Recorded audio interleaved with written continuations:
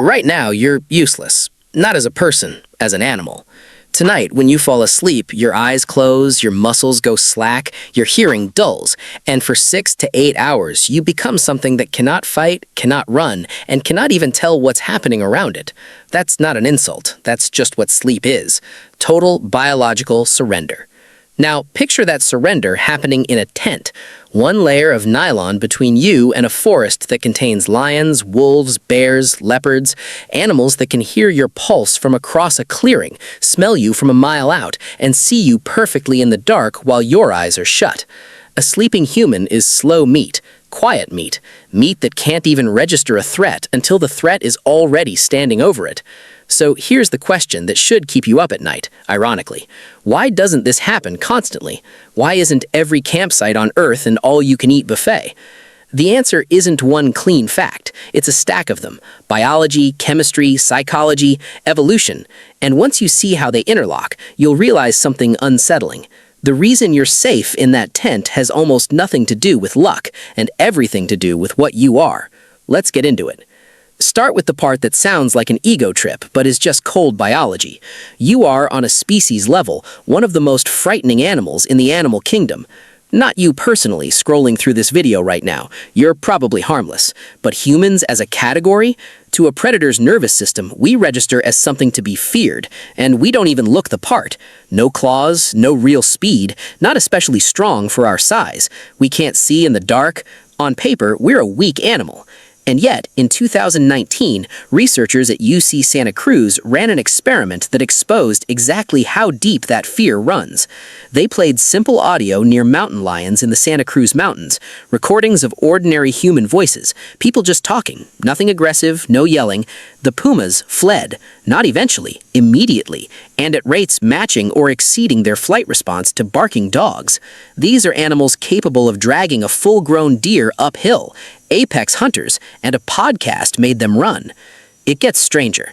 Some of those pumas had already made a kill. They were mid-meal when the recording played and abandoned the carcass, walked away from food they'd already paid for in calories and risk. In the wild, that's an enormous loss. A predator that gives up a kill is, in survival terms, working for free. And they did it anyway, because the discomfort of a nearby human voice outweighed the cost of going hungry. This isn't isolated to one species or one mountain range. Lions in South Africa's Kruger National Park measurably shrink their movement in zones with more human activity. Tigers in India route around villages, even when those villages sit inside otherwise perfect habitat. Jaguars across the Amazon have rewired their travel patterns to avoid us. These aren't animals that physically can't attack. They're animals that have collectively decided, over an enormous span of time, that we are not worth the risk. And there's a brutal reason why. We trained them to think that. Humans have been active, organized predators for roughly 2 million years. We hunted mammoths into extinction. We erased megafauna, giant ground sloths, woolly rhinos, saber-toothed cats, cave bears, species that had survived entire ice ages, gone within a few thousand years of us, showing up. In North America, we hunted wolves to near extinction across an entire continent and wiped mountain lions out of the whole eastern half of it. We shot, trapped, and poisoned large predators so relentlessly for so long that the only ones left today are the descendants of the most cautious individuals who ever lived near us.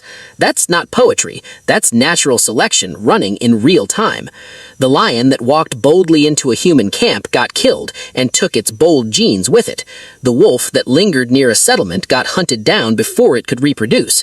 The ones that kept their distance, that treated humans as something to avoid rather than engage, survived, bred, passed that caution forward.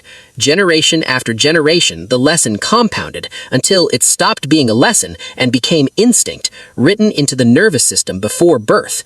So when a leopard catches your scent at 3 a.m., it's not thinking about human history. It doesn't have to. Somewhere in its wiring, an alarm older than language goes off. Avoid.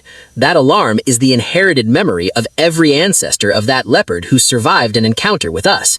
It's not a decision. It's a debt being paid by instinct, thousands of generations deep. Now let's talk about how you smell, because you've never really thought about it. You're surrounded by other humans constantly, so you've gone completely nose-blind to yourself. But to a predator whose sense of smell can be anywhere from 10 times to 100,000 times more sensitive than yours, you are broadcasting a chemical signal so loud it borders on obnoxious. A bear's nose is estimated to be roughly 7 times stronger than a bloodhound's. A wolf can pick up a scent from nearly 2 miles away under the right wind conditions. Big cats have an extra organ for this, the Jacobson's organ, tucked in the roof of the mouth that lets them essentially taste the air and break it down like a chemist. When one of these animals walks past a sleeping human, it isn't getting a faint whiff, it's getting flooded with data. And most of that data reads as wrong. You smell like synthetic fabric, nylon, polyester, plastic compounds that don't exist anywhere in nature.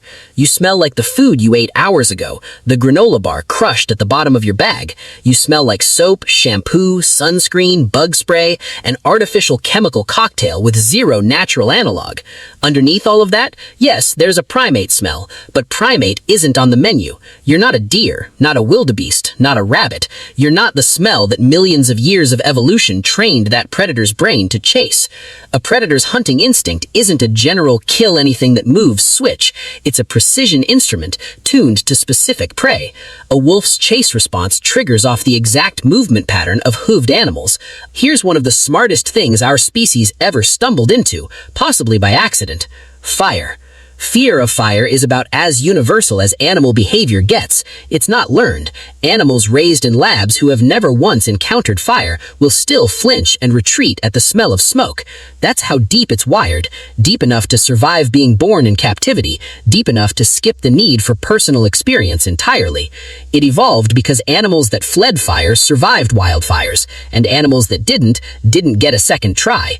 Humans figured out fire somewhere between 1 and 2 million years ago, and almost immediately sleeping next to it became standard practice, not just for warmth, not just for cooking. A fire at the edge of a camp does something else. It broadcasts a message into the dark that says something dangerous controls this space. Every predator within range of the light receives that signal automatically, no translation needed, because the fear was already loaded into them before they were born. You figured out fire before farming, before pottery, before writing, before pretty much anything else we consider civilization. Honestly, good instincts. Time to kill a myth that movies have spent decades building. The fearless apex predator that attacks anything that crosses its path? Fiction. Complete fiction. In reality, large predators are some of the most cautious animals on the planet because they have to be. A lion doesn't have health insurance. A wolf doesn't get sick leave. A broken leg or a torn eye in the wild isn't an inconvenience. It's frequently a death sentence delivered slowly, through starvation. So every predator's brain is constantly running the same calculation before it commits to anything.